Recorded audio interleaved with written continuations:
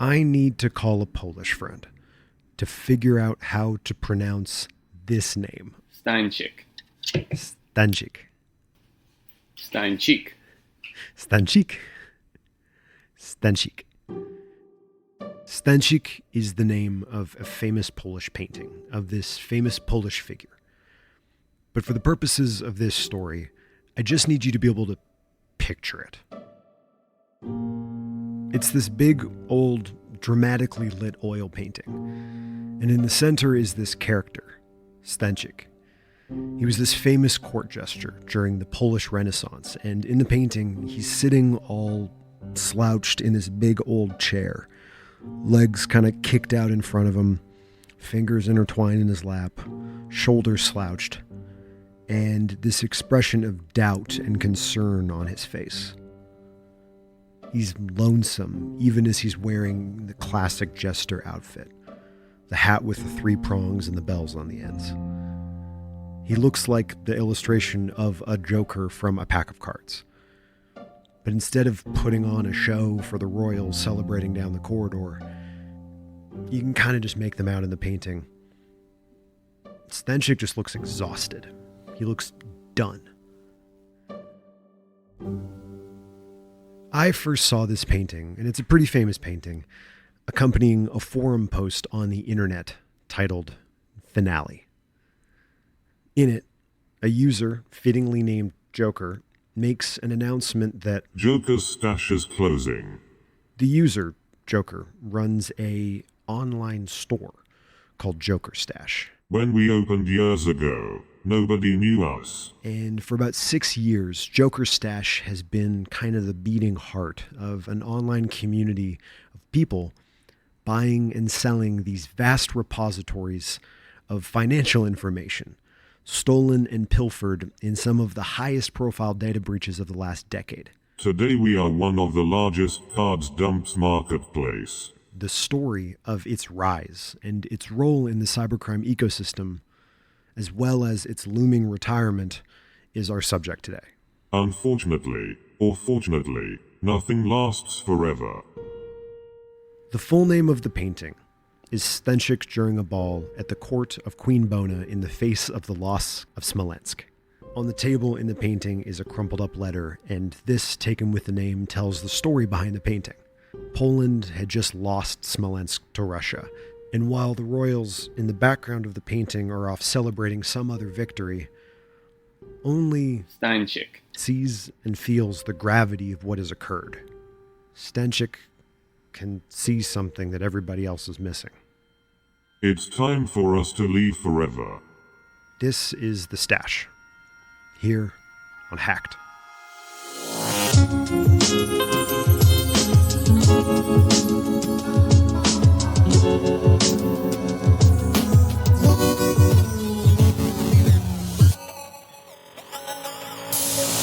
It's a cybercrime story, but it's also very much like a business story. It reads a little bit like a Bloomberg profile. Right. It's a profile of like a disrupty person trying to break into an industry.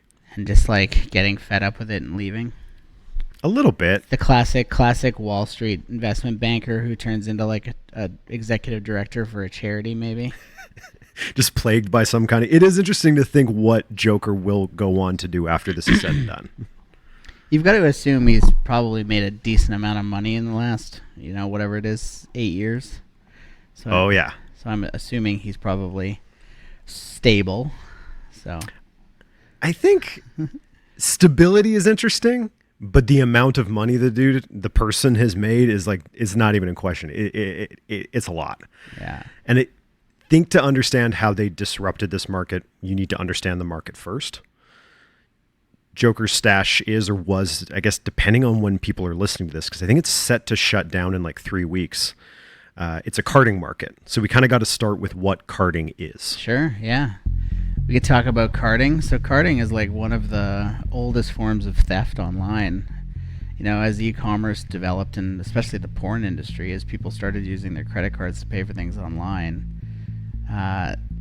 those credit card numbers got stored into databases, and pretty much hackers for the longest time have figured out how to break in and steal information out of databases. So stealing credit card tables out of databases is, could be considered a very lucrative thing to do.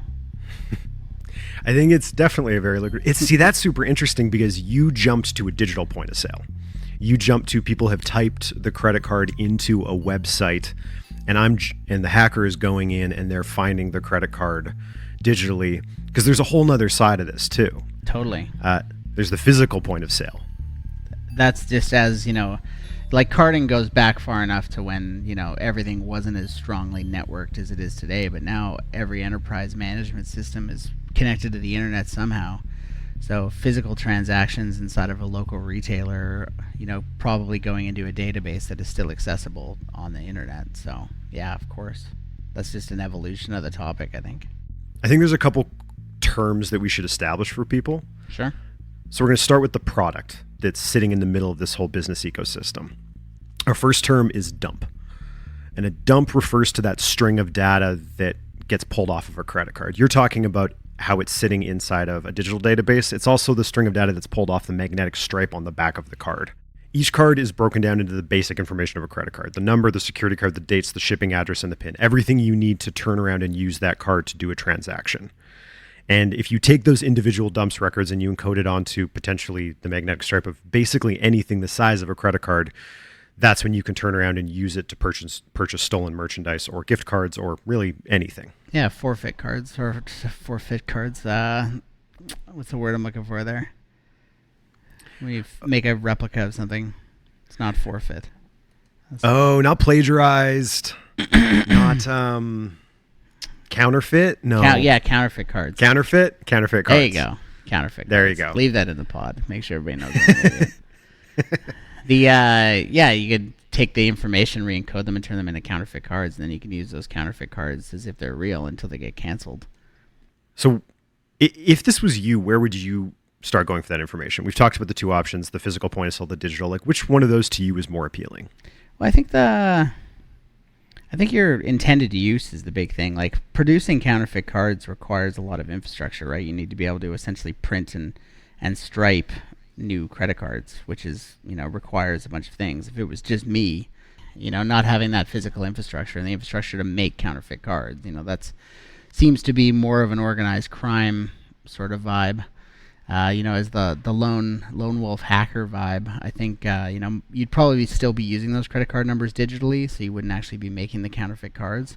So, you're really just looking for that dump, the data dump from the database, the credit cards table, the customers table, all the relevant information you need to use those card numbers. You could probably pretty easily track down and find, small e-commerce sites that are using buggy software or have default passwords and stuff like that, and it'd be probably pretty easy to get in. But so it depends on what kind of scale I was looking at. Like, I know Joker's stash was looking at a pretty massive scale. They were targeting massive retailers, where if it was just me as a lone wolfer, I'd probably want to go for something smaller. Start small, get my feet wet, and then go from there. So in this instance, you being a lone wolfer, that brings us pretty nicely to the next term, which is a reseller. In this case, you as a lone wolf would be the reseller. And the term is kind of unintuitive. Most of these big card dump shops rely on a whole bunch of different suppliers of stolen cards. Sure. Resellers are the people going out stealing those cards and I guess reselling them to the marketplace. And there was a thing that I found interesting about this, which was it's one of the rare instances of actual like digital scarcity. The idea behind this community is that you do not sell a card twice. You don't sell a card to two different card dumps, and a card dump never sells the same card to two different people. Once it's sold, it's supposed to be removed. And at this kind of level the Joker stash is operating at, if you're found to be double dipping, you're excommunicado to the community. That makes sense. One counterfeit card floating around is going to draw a lot less attention than like 1,000 counterfeit cards, the same number. Like Visa's got quite comprehensive AI, their risk mitigation department's, probably second to almost none. They're dealing with such a crazy amount of fraud, and they've got such great detection algorithms that, it's probably a lot easier to keep one card being used fraudulently under the radar than if that same number is being used by like 50 people, right? So if I'm paying real money for these cards or for these numbers, if I'm a buyer in this market, I'm not going to buy something that everybody else has. It's probably by the time, it's like when somebody posts like a discount code that's got one use on Reddit, it's used in 4 seconds. That's kind of probably how these credit cards are. It's like, if you get a dump file that's got 50 cards in it and 50,000 people go to use it, pretty certain that you're not going to be the first one. The probability says. You brought up buyers, and that brings us perfectly to the last kind of link in this transaction, and the last 2 terms, first of which is carders. And carders are the people in here who are buying these cards and then making the purchases. They're the people in this whole thing who are trying to realize a profit using the cards, not by selling them. And they might do it by buying gift cards to then go buy stuff. They might jump straight to the high ticket items. But when you hear about carders, they're the customers of this whole ecosystem.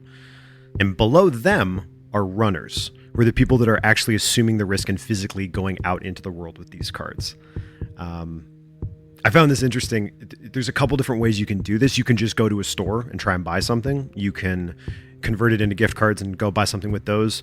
Or there's a pretty common one where, because the card issuer might figure out that something is wrong pretty quickly, a team of runners might go to a bunch of ATMs with multiple copies of the same card and at the exact same time withdraw as much money as humanly possible, knowing that the card will be locked down the second after that transaction, but it doesn't matter because they've already taken out a huge amount of money from the account. Yeah, sure. They're just mitigating their future risk by realizing a bigger profit immediately. That makes sense as in a financial sense. For sure. The whole thing is people minimizing risk by foregoing a little bit of profit in the future. It's the entire thing. The resellers are doing it. The market's doing it. The carders are doing it. Pretty much everyone but the runner is doing it. The runner is just the peon. There where the buck stops. Literally. And until 2014, that's kind of just how this whole thing worked. Yeah. Resellers selling to markets, selling to carders, using runners. Until 2014, Joker Stash sort of bursts onto the scene with this really interesting sales pitch.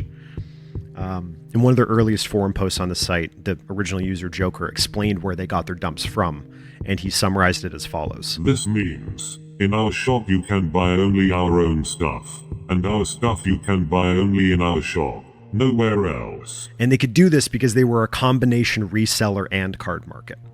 Unlike so many of the other carding sites that were mainly selling cards stolen by other hackers, Joker Stash claimed that all of their cards were exclusive self-hacked dumps.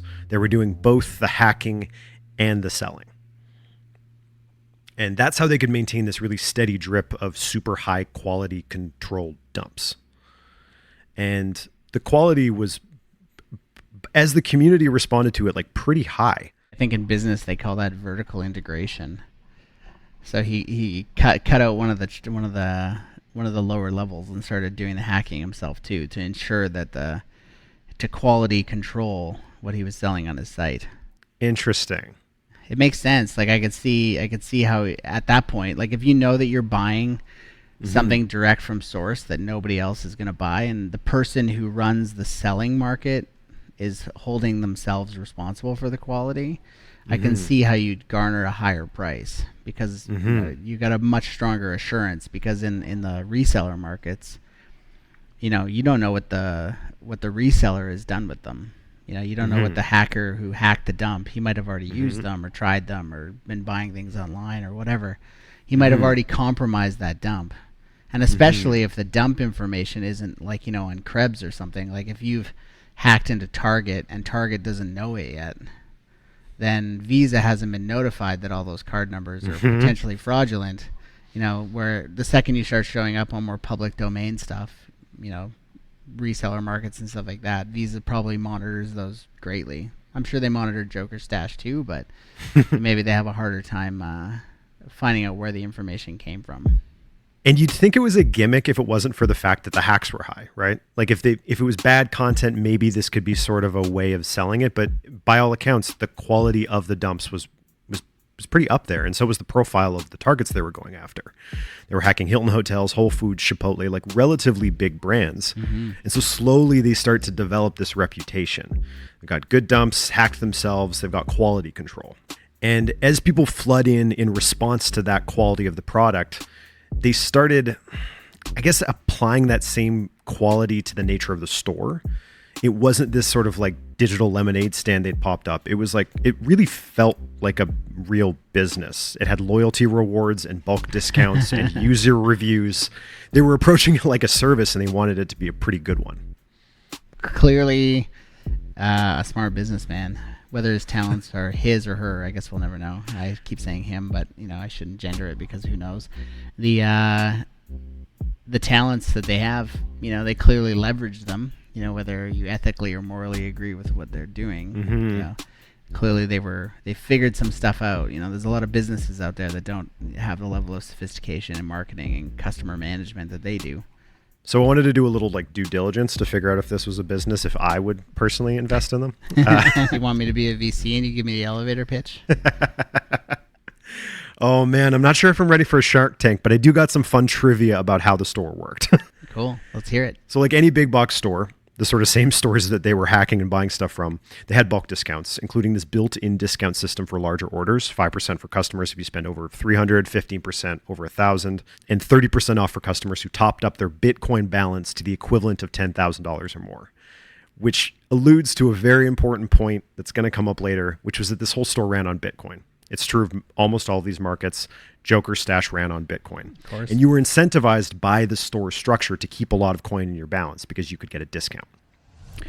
They had loyalty bonuses. Customers with higher ratings could get advance notice of new batches or stolen cards, as well as like more time and tolerance to get refunds if cards didn't work, which is to say they offered refunds if cards didn't work. There were big customers, kind of high rollers that could qualify for a special tier full stash category. And to get in, you had to have deposited more than $10,000. Essentially, you had to have proved yourself to this community they were trying to build. And they had these big spender partner clients. And I thought just from a security perspective, this was kind of cool. If you reached this partner tier, they would issue you these custom domain names. You'd get 3 custom 3-word domains that when you logged in, you only went to the domains and they were displayed across the top of the site. And you were encouraged to only ever use those custom domains to access Joker Stash. Why do you think they would do this? Probably tracking. Maybe. Obviously there's some perks there where if you get offered a custom domain name, they can customize and tailor the content on it for you. That's the market. Oh, interesting. That's the marketing side of it. But the other side of it is that you'd be the only inbound traffic to that site. So there'd be a bit of a way to track people from it. That's actually a very good point. As well as verification. So like if you know that, customer X always comes from, Papua New Guinea, and then one day he's coming from Turkey, or one day he's coming from, the center of the United States, maybe it's not him anymore, or them anymore. So you'd have some ability to put in some security checks using stuff like that. That is interesting. There's 1.5 other reasons. And the one I bumped into was that essentially if your main domain ever went down or you had to switch over to a new registrar, your really, really big customers wouldn't be affected because whatever got taken down probably had nothing to do with their special custom URLs. They've got kind of their own secret door in the alley to the shop. Sure. So when CIA takes down the main Joker Stash page, then all of the big spenders still have access to it. Smart. And as Joker Stash became more and more prominent, people started taking note, and they started noticing how much traffic was going to those main domains, and they started getting ideas. And we're going to tell you about one of those schemes right after the break.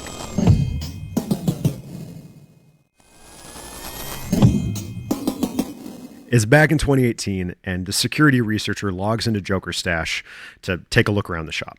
He logs in, and he drops in his $100 Bitcoin security deposit at jokerstash.su.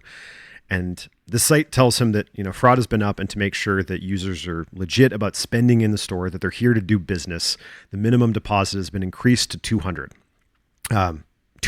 in Bitcoin. So this anonymous researcher deposits another $100. At this point, he is promptly logged out, and when he goes to log back in, his credentials do not work. Joker Stash does require a deposit, and there are discounts for larger investments. But jokerstash.su is not the real Joker Stash. It was a phishing scheme, available on the clear web to trap people clamoring around trying to find the real Joker Stash. This explains a couple things, but most prominently why you would want to do those custom domains, because people just trying to find Joker Stash for the first time was a huge attack vector for people going after their credentials. Researchers would later find out that the scheme was operated by this really ambitious Pakistani web firm called Xperia Solutions, operated by a guy named Mohammed Junaid, aka Mastermind, aka Masoon Parinda, aka a dude who made a photoshopped movie poster I'm looking at right now, posted on his Facebook, featuring himself as like a Goodfellas style crime lord. Nice. He's got like a gun and he's like kissing a pretty lady in the background, and the tagline to his movie, maybe it's the name of the movie, is "Never Trust Crime." Wow. Which is good advice. You should never trust crime. I guess words to live by. But the grift, which didn't last very long, was kind of far from the only one of its kind, and it speaks to this dominance the Joker Stash was finding in this ecosystem and culture over the years since 2014. They were the big dog now. Ambitious people were riding on their coattails. And really, they'd kind of earned it. Their stuff was good. And having been around and survived since 2014, they were really the oldest major store currently in operation at the time. They'd sort of taken over. Unfortunately, or fortunately, nothing lasts forever. You can actually chart the decline in the volume of cards and content that Joker Stash is posting in 2020. Like, there are actual charts that you can look at. A security firm called Gemini Advisory made them, and you can see the drop off in volume of card dumps on this illegal commerce site that they were tracking. And the community is noticing. They don't need charts. They see less content. They see lower success rates with the cards they're buying. And Joker Stash finds itself in something of this like PR crisis. The admins are on the site posting that, no, we've got new content coming. The valid rates are going to go up. It's going to get better. There's more stuff to come. But it's becoming clear to this community that something is wrong, that the brains behind the operation were a little bit foggy. And in October 2020, Joker, the same one who kicked all of this off with the original post in 2014, posts again explaining why. Tell me why. Fucking COVID. I got infected with COVID 14 days ago. I start to feel myself not so well. In 2-3 days after begin, I start to feel myself terrible. They go to the doctor, they get diagnosed with COVID, they eat a bunch of pills, their words, and conclude, quote, "Sorry for this unplanned shift and pause in my work. We are all humans. Sometimes we are weak.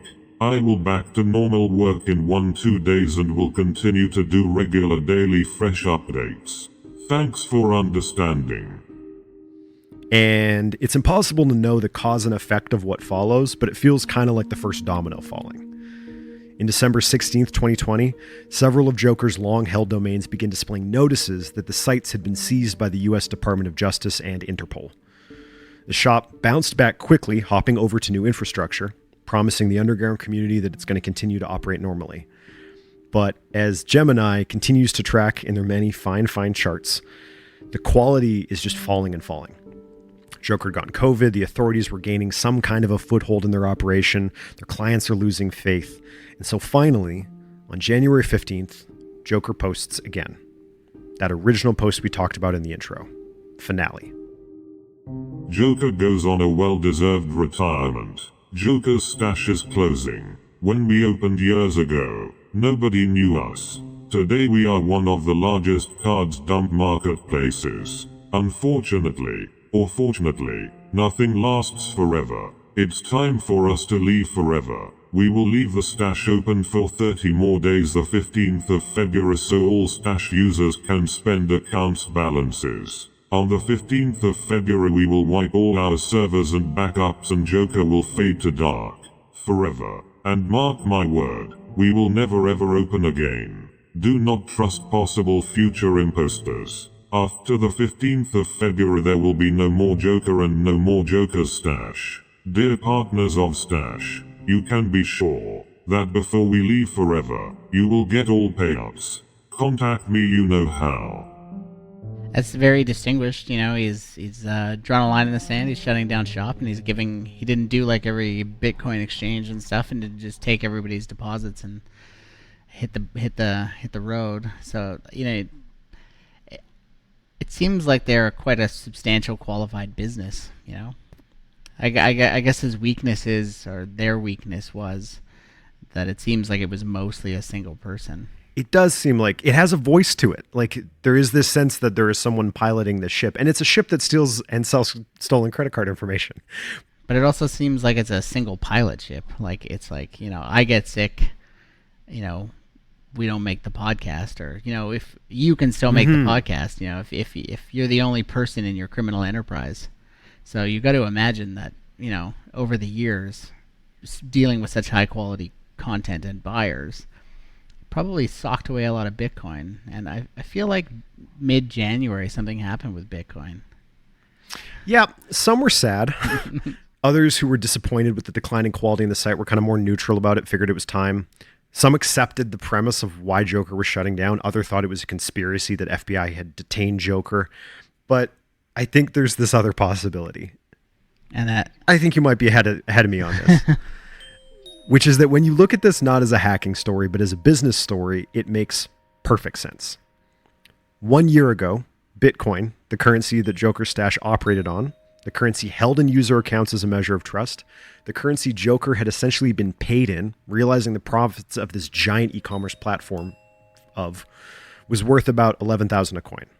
That was a year ago, just 1 year. And today, it's worth, I think, 44,000 a coin. Yikes. It's a 400% jump in 1 year. What was it worth in 2014? Probably. And Joker Stash was this early advocate of Bitcoin, and they claim to have kept all the proceeds in it since 2014, when it was valued at the start of the year at about $450. Yeah, there you go. Sounds like a pretty good retirement story. Pretty good return on your startup. Joker is in all likelihood in the upper echelon of wealthiest cyber criminals. And the spike probably just multiplied it. It almost certainly just multiplied it.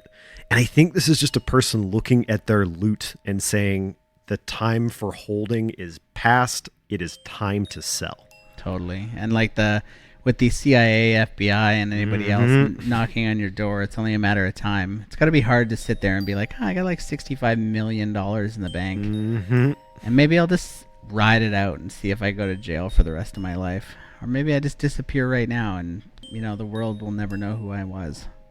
It is estimated that since its creation, Joker Stash has generated over $1 billion in revenue. What? They have sold hundreds of millions of stolen cards, but at the end of the day, it is, as you said, it's just a business. And those get bought and sold, new ones come along and shove them out, which is going to happen here. The collapse of Silk Road had functionally no impact on the amount of illegal commerce on the dark web. Someone's going to replace them. But I think this is just a person with good timing. $1 billion?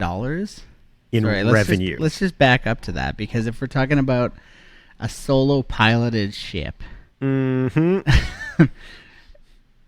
essentially is like a very low infrastructure cost. Like, I don't even know how you could spend $100,000 a year operating unless he had tons of admins and moderators and stuff like that. But $1 billion in revenue for essentially a product that costs nothing to acquire, no cost of goods sold. And $1 billion in Bitcoin. Yikes. That's wild. Wild. So there's this last line at the end of the finale post that is super interesting. And it's super interesting considering the length the Joker went to make a buck. It's super interesting considering how they did it, like the theft of credit cards, this sort of symbol of commerce and capital. It's interesting to read it under this painting of that Polish jester Stanczyk, kind of sitting wearily in his chair with this look of realization on his face. And the last post concludes, "We also want to wish all young and mature one cyber gangsters not to lose themselves in the pursuit of easy money. Remember that even all the money in the world will never make you happy, and that all the most truly valuable things in this life are free." Spooky computer voices. Thanks for listening, everybody. If you want to support the show, you can check us out at patreon.com/hackedpodcast.